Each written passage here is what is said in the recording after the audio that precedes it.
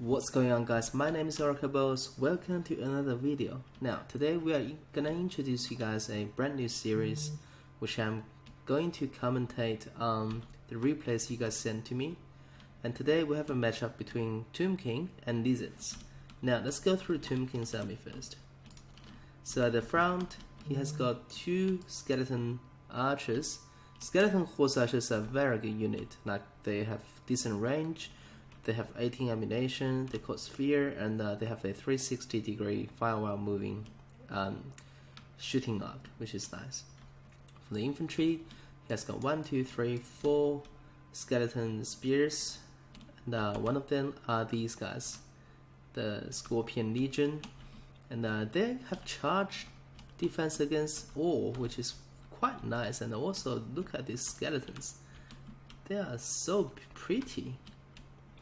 And the core of this build consists of 3 great bows, and these guys just are bread and butters for the Tomb King army. They can absolutely shred everything if you let them just sit there and fire at you. And then he also have 2, I believe these are Nehak. Okay, let's see. Nehakhara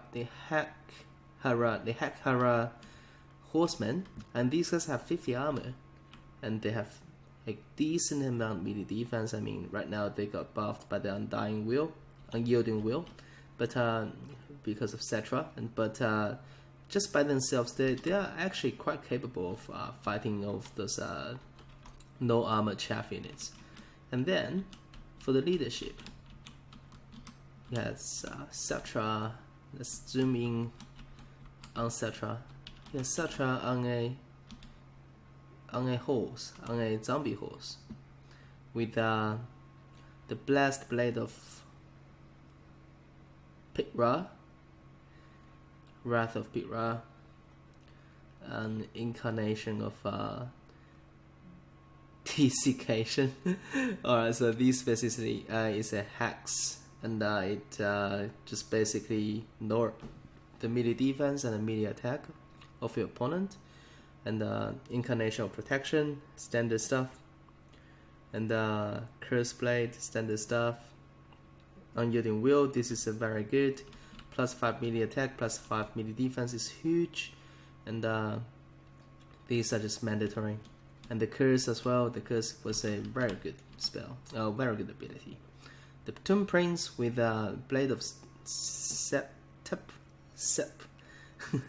Curse of Jeff, and of course when you bring Tomb Prince, you have the Guardian's ability, which provides 15% physical resistance to your lord and heroes. And look at this beautiful Scorpion. And that's it. That's Tomb King's army. Now let's jump over to Lizardman's army. Lizardmen just have like a really long infantry line all the way to the sunset. Just amazing. So I'm gonna just start with this flank. Alright, so he has got skink cohort javelins on each flank. These are just Sora warriors with shield. 1, 2, 3, 4, 5. These Sora's warriors are the bread and butter for the Lizardmen infantry. They are so durable and they do a lot of damage, and they're just gonna cut through those spears in no time. And then of course Code 1 Spear Riders, 1, 2, yeah, 2 of them. And he has also have a Regiments of Renown Salamander Hunting Pack, which is pretty good. These guys are actually have perfect vigor, as you can see here.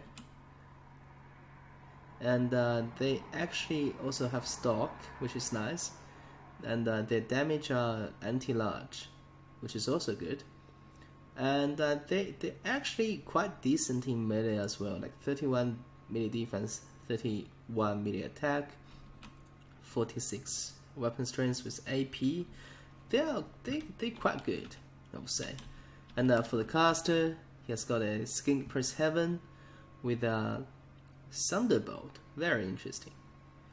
Wind Blast, so basically cheap but very effective spells. I mean, Lord of Heaven is always very good. And leadership in command, Croc God with Hand of God, Sacred Spawning of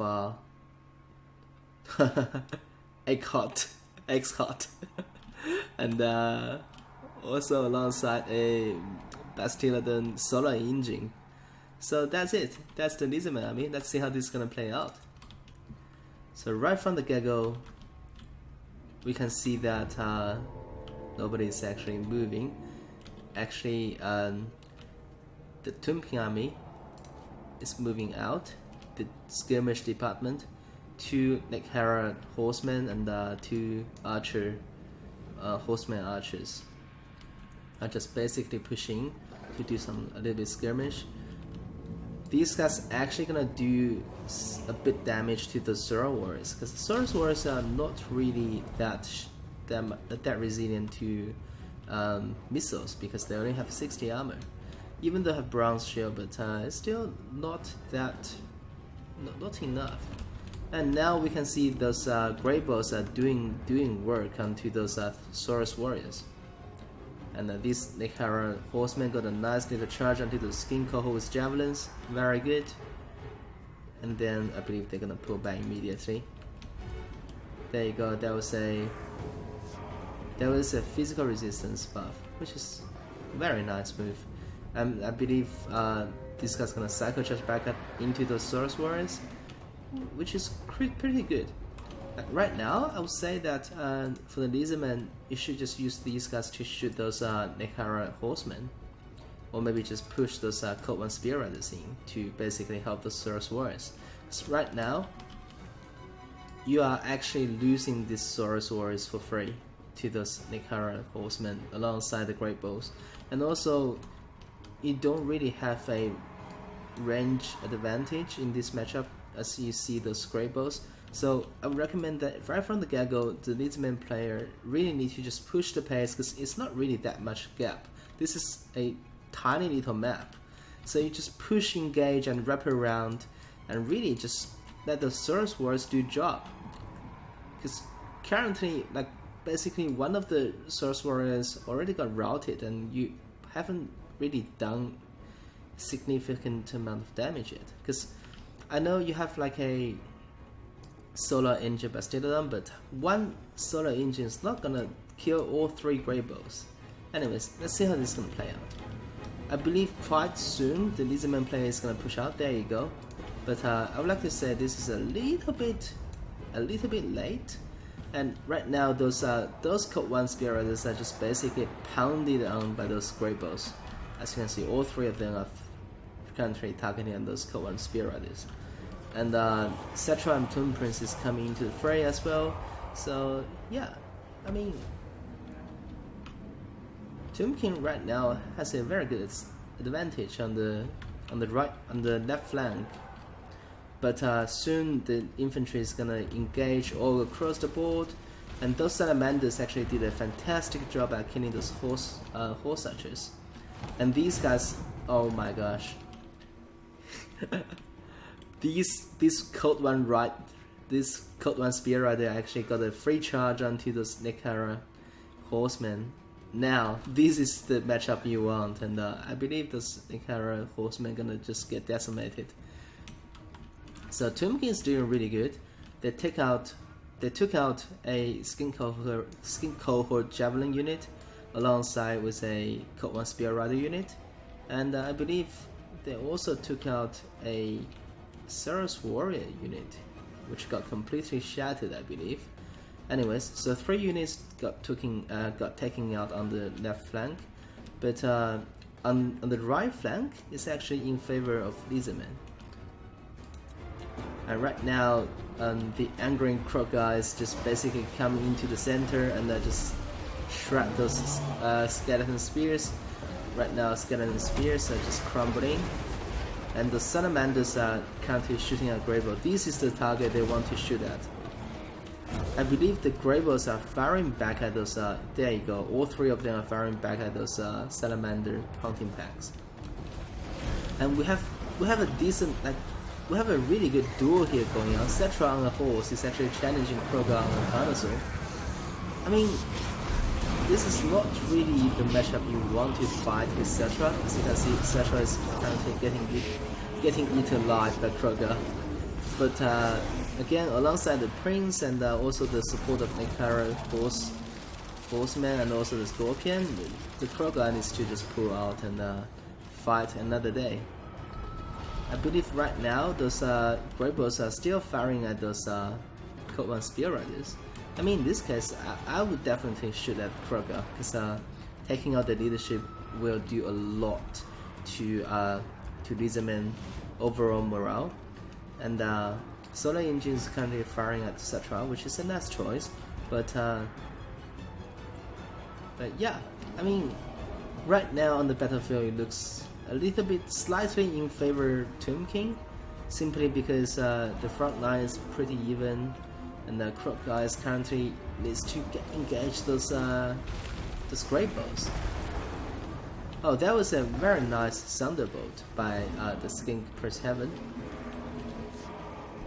But I mean, the whole time Kroger is just by himself. This is what I don't really like, because I feel like if the Lizardman player could bring those Code 1 Riders, maybe save them and just get into the Greybow block with Kroger will mean a world of difference. I mean, Lizardman army had 2 units of Code 1 Riders, but just basically got taken out so fast before they even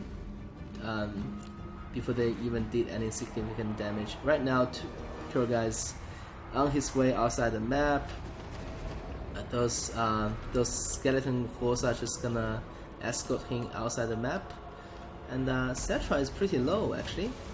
Cetra is getting pounded on by that Skink Priest Heaven and also the Soros Warriors, and Kroger got completely shattered, and these guys needs to pull back in. Solar Engine still just very strong, but it's almost out of ammo right now. I think he's got obstructed, not really firing. There you go, one last fire. Wow, that was a nice shot. Cetra is almost dead. I think Cetra gonna die to those infantry. Yeah, probably. Skink Priest needs to dive in and kill Cetra right now. And yeah, I mean, the Tomb King infantry got completely just wiped out. That was very interesting. So with the Skink Priest and also the Bastildon Solar Engine, I think Cetra is gonna go down. Yeah, Cetra, it's not looking so good for Cetra. There you go. I love this duel stuff. The Scorpion against the Bastildon is just a nice view to watch. There you go. Cetra is still fighting, and then oh my gosh, Cetra actually got fallen down. So Cetra is dead. But Skink Priest Heaven is also gonna die. There you go, Skink Priest Heaven actually died as well. So that Prince and the Scorpion against the world now, I guess. But the Bastildon actually got pretty low as well. So I believe the Prince and the Scorpion gonna just bring back the victory. I love the animation of Scorpion, very graphic.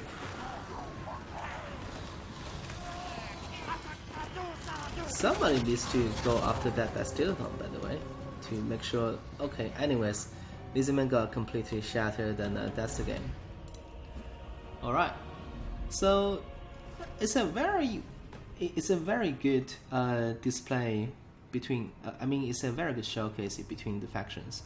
I do think Tomb King has a very decent army, and Tomb King brought a decent amount of skirmishers. 2 archers, 2 horse archers, 2 Nekara horsemen are very decent, and also those Greybows just did the heavy lifting as well.